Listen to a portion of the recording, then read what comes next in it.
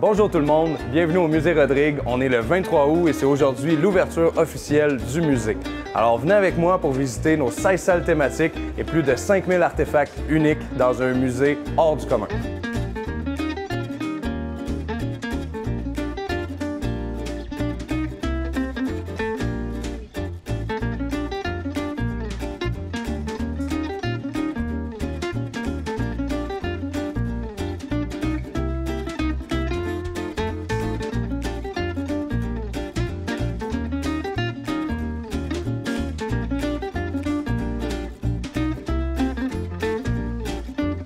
Alors, le musée Rodrigue, c'est un musée sur l'histoire du développement des Laurentides.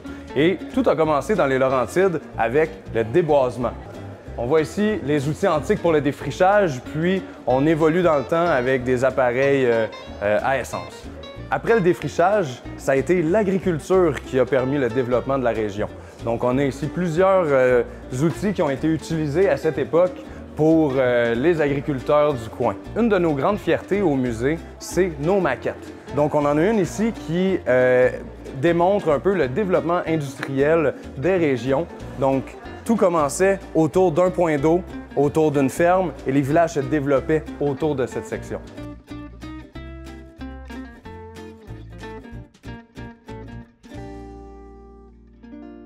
Je suis particulièrement heureux de vous présenter mon musée. Je suis un peu émotif aujourd'hui de voir tout ce beau monde-là autour de moi. Pour moi, le musée, c'est une passion qui date de longtemps.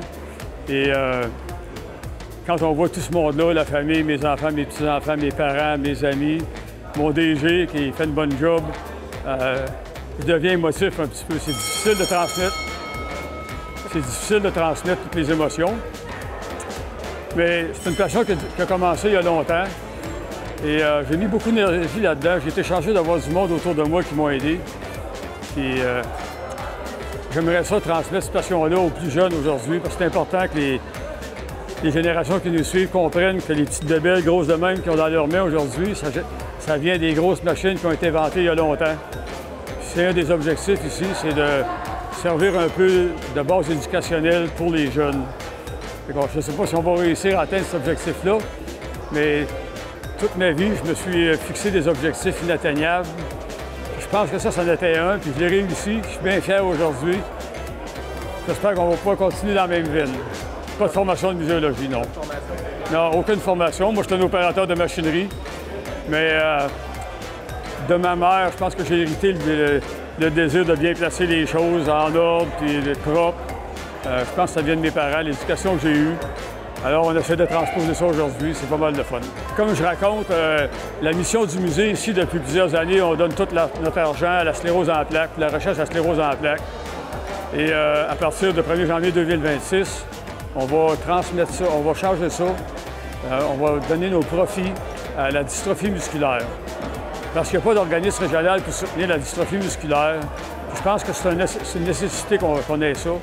Alors, c'est pas mal inatteignable comme objectif, mais je pense qu'avec une volonté populaire puis une volonté gouvernementale, on est capable d'atteindre ça. Moi, j'ai une autre passion, c'est conduire des pelles mécaniques. Puis là, mon fils, qui est propriétaire de l'entreprise, a bien hâte que je recommence.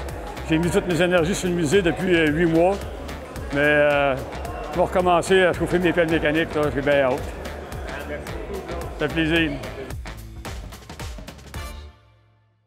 Donc, on est dans la section de Josaphat Rodrigue, le grand-père de Claude Rodrigue, qui était un homme de multiples talents, comme Claude d'ailleurs.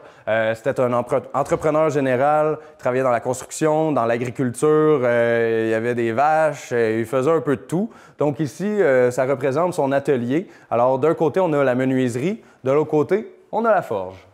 On a ici un artefact vraiment précieux. C'est la première cloche qui a monté le Petit Train du Nord pour la première fois avec le curé Labelle.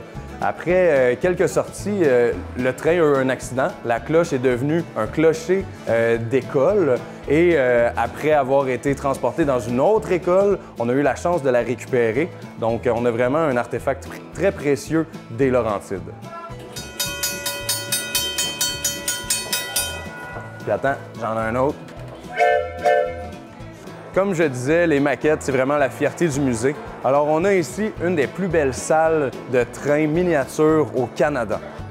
Ce que je trouve le plus intéressant dans le musée, c'est l'aspect éducatif, où on en apprend vraiment à chaque place qu'on regarde. Par exemple, ici, on voit comment les ponts sont construits. Donc, il y avait une structure avec un moteur à vapeur qui aidait à planter des pieux ou des beams de bois. Et ensuite, au fur et à mesure, la structure du pont était construite et toute la structure avançait pour planter les pieux et construire le pont au fur et à mesure. La plus belle pièce du musée, selon moi, c'est notre Rio 1911, une REO. Dans le fond, c'est un véhicule qui fonctionne encore à ce jour. Si on mettait une plaque en arrière, on pourrait aller faire le tour de Saint-Sauveur.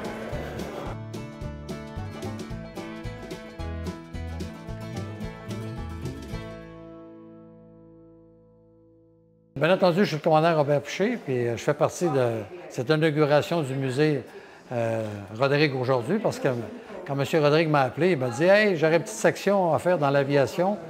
J'ai une couple d'artefacts dans l'automobile, dans les trains, dans les bateaux, puis j'aimerais avoir une section aviation, fait que j'aimerais que tu viennes être porte-parole de cette section-là. » J'avais un petit doute dans ma tête, parce que je me suis dit « Bien, peut-être qu'il y a 3-4 bebelles dans son garage, puis il veut populariser le tout. » Mais quand je suis arrivé ici, puis j'ai fait la visite du musée avec lui qui est en construction pour l'inauguration qu'on vit aujourd'hui, j'ai tombé en bas de ma chaise. J'ai remarqué que ce type-là, il a commencé avec un rêve. Son rêve est devenu une passion. Puis la passion pour le rêve, que ça fonctionne, ça prend de la détermination. Puis vous demanderez à n'importe qui visite ce musée-là, c'est pas croyable tous les artefacts qu'il y a ici de toutes les années. Il compte une histoire de A à Z. Je vais vous donner juste un exemple, les outils. Les outils que son grand-père utilisait, perfectionnés par son grand-père, perfectionnés par son père, puis que lui, il utilisait quand il était en actif au point de vue administratif. Donc, tout ça pour vous dire que c'est un super de musée. Je suis content d'associer mon nom à ce musée-là. Et j'invite toute la population du Québec, quand vous passez par Saint-Sauveur, cherchez ou googlez Musée Rodrigue, puis il faut vous passer par Saint-Sauveur pour venir voir ce musée-là. C'est une affaire extraordinaire, puis je pense que c'est un événement unique dans tout le Québec. Comme vous pouvez voir ça ici, c'est une dame qui m'a remis cette photo-là. C'est toutes des photos qu'elle a prises dans ma première biographie, puis elle a fait un montage. Ça, c'est l'uniforme que j'avais lorsque j'ai atterri aux Açores avec la casquette. Ça, c'est le 20e anniversaire. J'ai fait une pancarte spéciale pour le 20e anniversaire que j'ai donné à Claude. Ça, c'est un vieux cendrier que ma mère avait dans les années 50 à Québec, qui a passé le temps, que je l'ai récupéré à un moment donné. J'ai fait un don au musée. Ici, vous avez le trophée Robert Piché. Vous avez un autre trophée que j'ai reçu, l'avion le 330 que j'ai volé. C'est toutes des affaires que moi, je fais affaire avec la Fondation Aérovision du Québec. On peut voir le Panthéon de l'air et de l'espace du Québec. Fait qu'ils ont fait un trophée qui porte mon nom, puis à tous les 3 ans, ils donnent le trophée à quelqu'un qui s'est démarqué dans une situation d'urgence au Québec. Et j'étais le premier récipiendaire, bien entendu. Et ça, c'est le trophée original qu'on donne. Puis après ça, ils donnent une petite réplique plus petite pour que le gars garde, que la personne garde ça chez lui. Fait que c'est un peu notre espace, c'est pas terminé. On a été pris de court un peu par le temps. On a fait ce qu'on a pu, mais à venir jusqu'à date, ça va bien. Puis la Fondation Aérovision du Québec, ils veulent commémorer justement l'histoire de l'aviation au Québec, rester dans la tête des gens. Surtout que les jeunes aujourd'hui ne sont pas au courant qu'il y a déjà eu une historique au Québec d'aviation. Mais ça, bien, ça permet aux jeunes, quand ils vont venir visiter le musée, de voir qu'il y a toute une historique avec l'aviation, que ça n'a pas commencé hier matin, que ça fait un bout de temps que ça fonctionne. Voilà, c'est notre participation pour le musée Rodrigue à Saint-Sauveur. Bon, je m'appelle Marc Tremblay. Je suis le président ex-officio ou d'office de la Fondation Aérovision Québec. Ici, vous êtes dans le local de la Fondation Aérovision Québec. Nous sommes associés avec le musée Rodrigue et Claude Rodrigue depuis quelques mois. Et puis, ce local-là ici, il nous l'a légué, nous l'a prêté pour qu'on puisse justement faire une exhibition de ce que nous représentons, nous ici, dans le domaine de l'aviation. Notre événement phare, c'est le Panthéon de l'air et de l'espace du Québec. Le Panthéon de l'air et de l'espace du Québec, c'est une sorte de temple de la renommée de l'aviation québécoise. Nous, notre rôle, c'est de faire connaître, reconnaître et préserver naturellement l'histoire, le caractère humain de l'aviation au Québec, de son histoire et de son essor. Les visites du musée se font toujours avec un guide. Les visites durent environ 2 heures et sont remplies d'histoires et d'anecdotes sur les objets. C'est vraiment les guides qui donnent vie au musée. Moi, je suis Nancy Lamotte, je suis l'adjointe administrative à Claude. Je vais venir visiter. Moi, je fais aussi le guide, mais remplaçant. Fait que quand il n'y a pas de guide disponible, c'est moi qui va vous guider. Puis vous devez, à la billetterie, acheter des billets, mais c'est sur rendez-vous seulement. Fait que en ligne, on achète les billets et on est des plages horaires. La visite peut durer jusqu'à 2 heures. Fait que, mais ça vaut le coup. Puis venez nous voir, c'est très apprécié. Fait que c'est ici que tout le musée Claude Rodrigue débute. C'est la première machine que Claude s'est achetée avec un financement un peu difficile. C'est sa première machine, il s'est décidé de se lancer en excavation. Fait qu'il a acheté son premier bulldozer, un John Deere 350C. Il faisait du terrassement, il a travaillé un petit peu à la station de ski Mont-Saint-Sauveur avec ça.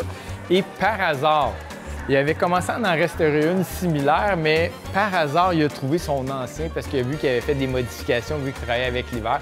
Et il a réussi à le racheter et le rénover. Fait que ça, c'est vraiment la même machine qu'on peut voir ici sur l'affiche là, où on peut voir plein de photos là, qui sont rattachées à ça. Donc ici, on est dans la section jouets ou bien non, modèles réduits en bois. On avait tantôt M. Alain Gilbert. M. Gilbert qui a fait la majorité de tous les véhicules ici, de tous les camions ou les jouets qu'on peut voir en bois. En fait, ce sont comme des répliques, là. Ce sont des jouets que Claude a fabriqués. On peut voir ici, il a fait une pelle mécanique qui va fonctionner avec des câbles. C'est des jouets qui s'est fabriqué. On voit ici qu'il a fait ça avec un bâton d'hockey. Quand on était jeune, à l'époque de Claude, ben, on pouvait se faire des jouets avec à peu près n'importe quoi. Fait qu'il s'était gossé un peu un camion avec un bulldozer en arrière. C'est des jouets qui ont été faits par Claude. Puis plus récemment, je crois que les 3 pelles mécaniques qui sont là, les oranges et la jaune, ce sont des jouets aussi qui s'est amusé à faire en bois, là, un peu plus perfectionné que ces choses-là. Il faut dire que Claude a un attachement particulier pour les pelles à câble. On va voir tantôt, son père était un pilote de pelle à câble. Fait qu'à ce moment-là, lui, c'est quelque chose qui l'interpelle beaucoup. C'est comme la suite logique de ce que son père faisait. Ici, c'est encore des artisans qui ont fait. On a la famille Leclerc qui a fait une série de bateaux ici. Si on regarde un peu, on peut considérer ça comme étant de l'art populaire. Les premiers bateaux, pas tout à fait 100% à l'échelle, mais on voit que c'est quelque chose de vraiment intéressant là, quand même. Là. Si on regarde un peu ici, il y a le Blue Nose, qui est le même bateau qui est sur les dissous au Canada. Puis après ça, bien là, on parle, si on revient un peu dans l'histoire de M. Leclerc, le premier Leclerc qui était le papa, lui faisait ça, il était gardien de phare, puis il s'amusait à gosser puis à faire des bateaux en attendant parce qu'il n'y avait pas grand-chose à faire. Mais plus tard, ses fils ont pris ça, puis ils sont arrivés avec des vaisseaux, la deuxième génération, beaucoup plus à l'échelle, beaucoup plus intéressant. Si on regarde un peu lui, c'est un clin d'œil à Claude encore. Claude, quand il a acheté d'autres bateaux, d'autres choses, il s'est dit « Wow, le Alexander Pushkin, je le connais ce bateau-là parce que lui, il a travaillé à l'Expo 67 et à l'Expo 67, il s'est rendu compte que ce bateau-là, il l'avait d'en face tout le temps parce que quand il allait travailler là, ce bateau-là a dû être amarré à Montréal. Il l'a vu, fait qu'il s'est dit « Wow, je vais avoir la réplique, c'est intéressant. »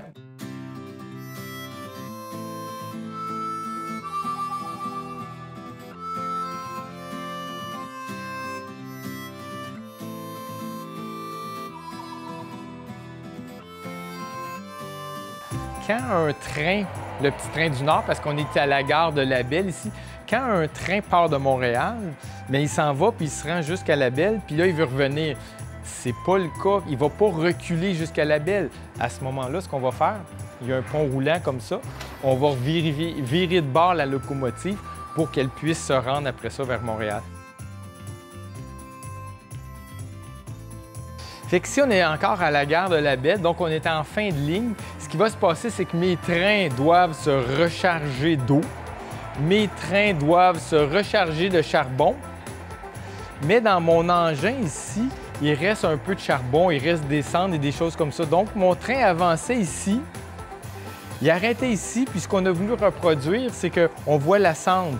Donc, mon train, je dois vider les vieilles cendres, je dois vider le vieux charbon qui traîne là-dedans pour pouvoir continuer demain matin là, avec ça.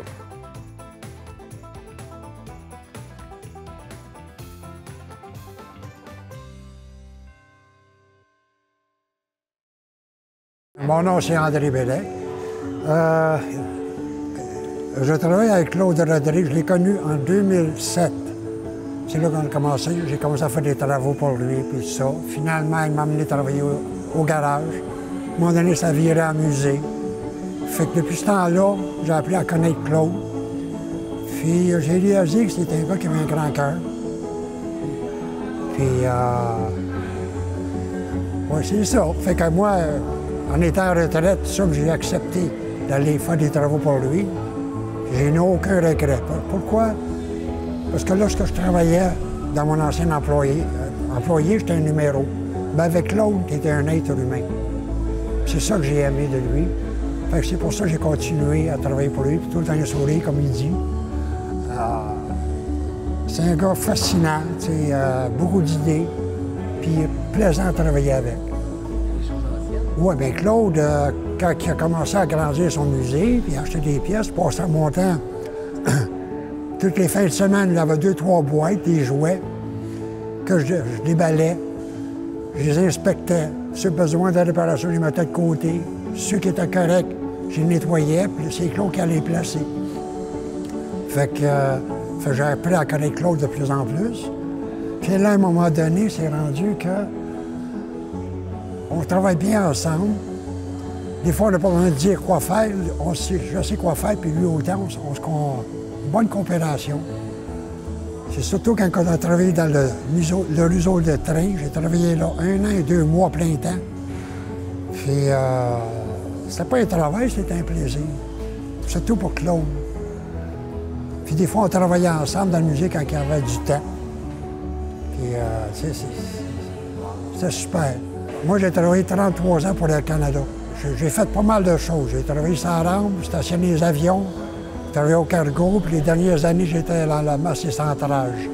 Que j'en raconte le commandant à picher, on sait de quoi qu'on parle. Puis en tant que premier bénévole, vous êtes le premier bénévole à cause de votre collaboration? Oui, c'est que bénévole dans le temps pour la visite. C'est une entente que j'ai eue avec Claude.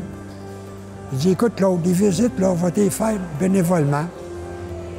Parce qu'en temps normal, c'est sûr que je vais être payé pour faire le travail ici. Mais les visites, je les faisais bénévolement. Pourquoi? Parce que c'était pour une bonne cause. Fait quand il fait du bénévole pour une telle affaire, ça vient au même. Fait qu'en réalité, je passais 2-3 heures à faire des visites. Je n'étais pas payé. Mais j'aimais ça. Ça faisait du bien pour la sclérose en plaques. On ramassait des fonds pour les autres. Fait que j'ai tombé comme dans le principe de Claude. Puis il a réellement apprécié ça. Puis j'ai fait tellement de visites pour Claude. Claude, des fois, André, peux-tu faire une visite? J'ai un autre à 2 heures. Des fois, il me disait à la dernière minute. J'ai dit oui, Claude. Dans tous les temps, je fais des visites. Il m'y a refusé 2 parce que je ne pouvais pas. À part le temps, je disais pas non à Claude. Ah, je suis content pour lui, tu sais, je suis fier de ce que j'ai fait avec lui. Mais c'est surtout pour Claude que je l'ai fait, puis, tu sais, je suis bien dans ma peau, je suis heureux. Merci beaucoup, André. OK, ça m'a fait plaisir. Zach Courcelle. Laurent Courcelle. Ludovic Courcelle. Juliette Rodrigue. Maya Rodrigue. Océane Saint-Pierre. Moi, je me rappelle quand j'étais plus jeune, grand-papa m'amenait souvent dans pas des encans, mais des ventes en enchères plus jeunes. Puis plein de ces autos qui sont dans son musée ici, ça a toujours été sa passion de acheter des petites bébelles, de collectionner des petits trucs. Ça a toujours été ça. Puis je me rappelle que quand j'étais tout petit, il m'amenait souvent, genre, magasiner avec lui. On est monté en Beauce à un moment donné dans un enchère, puis il m'avait acheté une pancarte que j'ai toujours chez nous aussi. Puis c'était un souvenir que j'ai de lui, puis c'est de sa collection, puis de ses souvenirs que j'ai avec lui. Fait que c'est un beau souvenir que j'ai avec mon grand-père, puis ça prouve aussi que tout le beau musée ici, il a toujours aimé ça, puis c'est fait partie de lui, sa belle collection. Mon grand-père, ça a toujours été la personne vraiment très créative. Je me souviendrai toujours à Noël, il avait fait un grand château de neige, de glace pour Noël, puis on a fait un feu au milieu. J'avais passé un excellent moment, c'est l'un des meilleurs Noëls que j'ai passé dans ma vie. Puis pour de vrai, mon grand-père, c'est toujours été le gars qui nous garde, qui est là pour nous, puis qui est toujours créatif. C'est ça. Ouais. Mais souvent, c'était plus moi et toi, souvent Claude nous invitait à venir dans son garage avec lui puis à créer des choses. Donc là, on faisait des morceaux de bois, on faisait des formes. Je me souviens d'une fois en particulier, on a fait une lampe avec une roche qui avait plusieurs faces dessus. Oui, pas, moi je m'en souviens. Après toi? Ah, mais avec toi. Là, il voulait que ça fonctionne parce que c'est sûr que la roche était pas là pour propulser la lumière et tout, mais il s'est arrangé pour que la lumière avec la roche spéciale fonctionne. J'étais vraiment impressionnée de sa passion et de son dévouement pour que notre petite lumière fonctionne. Puis moi, je me souviens aussi d'un projet qui m'a fait penser, qu'on avait fait avec Claude dans son garage au chalet. C'était un projet d'école de sciences qui était un robinet un peu pour du jus, mais qui était fait avec, voyons, un peu automatique. Puis je me souviens, c'était un beau souvenir.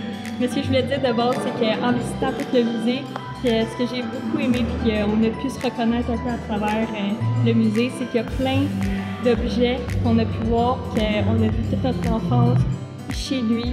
Fait qu'on avait plein de souvenirs que c'était des choses qu'on jouait avec quand on était jeunes. Avec qui collectionnait les petites voitures, fait qu'on y en ramenait en voyage. Je sais pas ils sont où, j'ai pas fait le tour encore, mais je sais qu'ils sont là. Si je peux dire quelque chose, ce serait qu'il veut tout le temps nous faire rire. En particulier depuis que je suis petite, tout ce qu'il fait, c'est essayer qu'on rit. Quand j'étais petite, il nous chatouillait, puis il inventait des petits personnages comme les petites souris, là, vous savez tout c'est quoi, là, qui venaient dans notre trou, puis il disait « Ah, c'est la petite souris », puis ça nous faisait rire. Puis encore aujourd'hui, même encore, ça a toujours été pour qu'on soit heureux, il aimait ça nous voir heureux, il aimait ça qu'on aille dans un chez lui, puis le lendemain on mangeait des crêpes avec lui, puis il mettait ben trop de Nutella. Pain doré. Les pains dorés, ben oui, les pains dorés à grand-papa, c'est les meilleurs pains dorés, puis là, on en mange à la volonté, puis après on a trop faim. C'est les meilleurs souvenirs. Moi, une anecdote que j'ai avec mon grand-père, c'est quand il nous a amenés dans son vieux B12 qui est dans une autre salle ailleurs, puis dans le musée. Puis c'était vraiment drôle parce qu'on a tous eu peur la première fois qu'on est rentré parce qu'à un moment donné, on a essayé de sortir du lac. Puis le lac, entre la terre ferme puis le lac, c'était pas vraiment gelé. Fait que c'était dans ce sludge, on a tiré ça dans le fond. Il dit n'importe quoi, c'est sûr, lui. Je le regarde juste gesticuler, le blablabla. Je suis le plus grand de la famille. C'est à moi ici, j'ai battu Nathalie au tir au poignet, tout est mensonge. Félicitations, grand-papa. C'était une très belle réussite. On a vu toutes les fois qui étaient mis dedans. Bravo. C'est très beau. Est-ce que tu veux parler aussi?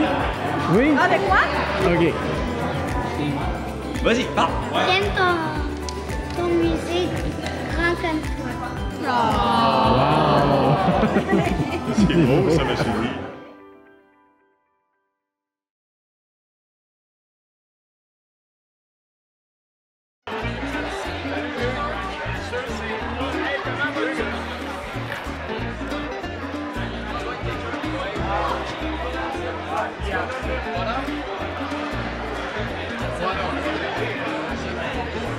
La plupart d'entre vous connaissez l'histoire de mon musée. En tout cas, ceux qui ont passé dans mon petit coin aujourd'hui, ils m'ont appris une partie.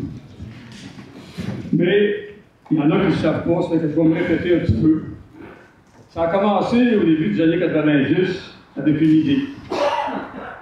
Lily a pu en témoigner, mon adjointe administrative pendant 35 ans, elle était quelque part là-bas. Ça a commencé avec une idée. Ah, quand même là, j'ai oublié quelque chose d'important, moi là. On a un autre cimetière dans la place. Quelqu'un que vous ne connaissez pas. Mais pour moi, c'est la personne. Je suis le plus heureux d'accueillir ici ce soir. Papa.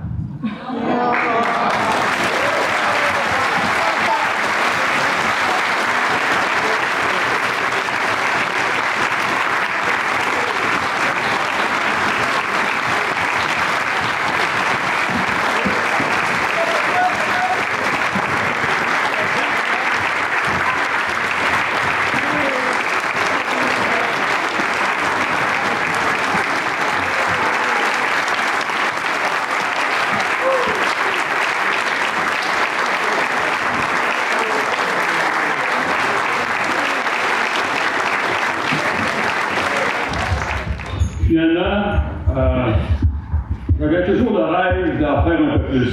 Un gars comme moi, ça arrête pas tout le temps facilement. Aujourd'hui, quand je dis aux gens, c'est la dernière phase, c'est dit, il y en a plusieurs qui étaient là qui me regardaient. Fait que là, on a fait la phase 3. Et pour faire la phase 3, il y a eu un processus là-dedans.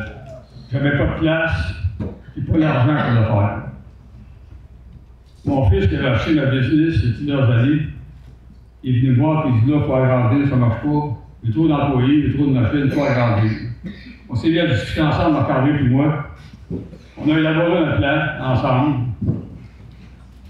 qui faisait l'affaire de tout le monde.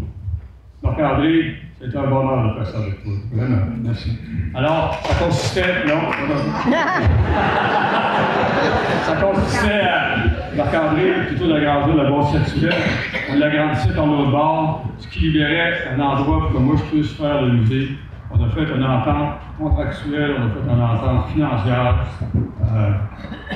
Je ne peux pas imaginer une plus belle entente que ça. Puis je tiens à remercier encore Marc-André pour ça. Ça m'a permis de réaliser la finalité de mon rêve, la troisième phase de mon rêve. Ce que vous avez visité aujourd'hui, c'est la fin du rêve du musée Rodrigue. Il va y avoir une autre phase. Je laisse tout le monde. Et la richesse que j'ai connue ces derniers temps, et principalement aujourd'hui, c'est la richesse du capital humain. Les gens qui se sont portés bénévoles pour m'aider.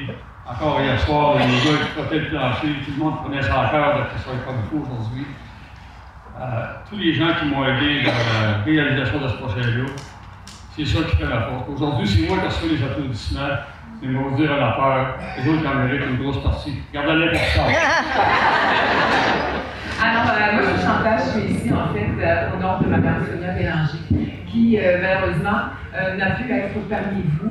C'est la députée de Prévost qui est ici ministre responsable ministre délégué à la Santé et ministre de la région des Laurentides. Donc, bien évidemment, Mme Bélanger a aimé aussi pousser les doutes à votre compagnie d'ouverture du musée Rodrigue, qui est un musée, un espace de mémoire, de découverte et de transmission.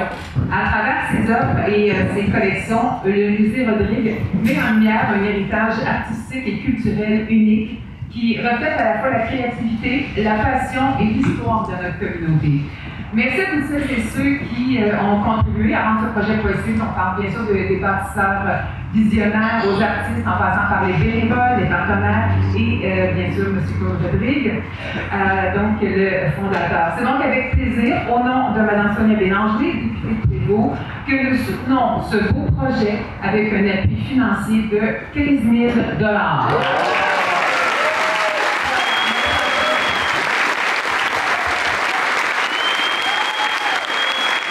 Donc, pour cette année, Rodrigue, on va donner un don de 10 000 $ afin d'être à la base du musée de Rodrigue. Ceux qui nous connaissent le savez, il n'est pas question que je laisse mon frère m'éclipser. Donc, afin, comme mon frère a dit, tellement bien dit, nous sommes quand même la fondation de tout ça.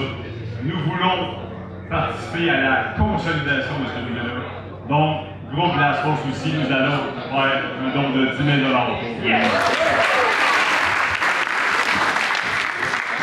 Je trouve ça vraiment très bien. Vous savez que mon père s'est impliqué longtemps dans la sclérose en sac.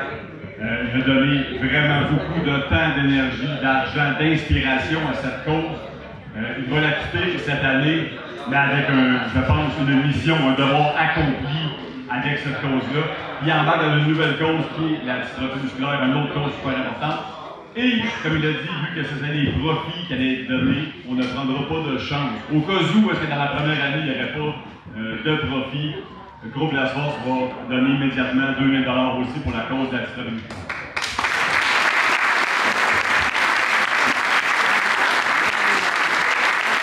C'est immanquable, c'est impossible qu'une heure qui en fasse plus que l'autre. Donc, sachez une chose, Claude il va accomplir ce qu'il veut faire, puis je sais déjà que pour la dystrophie musculaire, l'idée c'est de donner dans notre région, c'est ce qui est le plus important. Présentement, on n'a pas d'organisme pour les Laurentides, mais je sais que ça va se faire. Donc, nous, on va mettre la contribution à disposition pour le musée, pour ses idées de grandeur, tous les effectifs nécessaires à créer un organisme dans les Laurentides pour la maladie. Donc, c'est ça pour des avocats, notaires, on va fournir toute la solution, je suis certain que la chose va embarquer. Et on va contribuer aussi pour 2 000 $.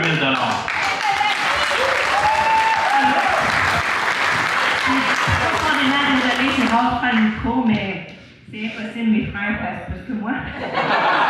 Alors, pour la petite fille, on donne 2500 de notre côté.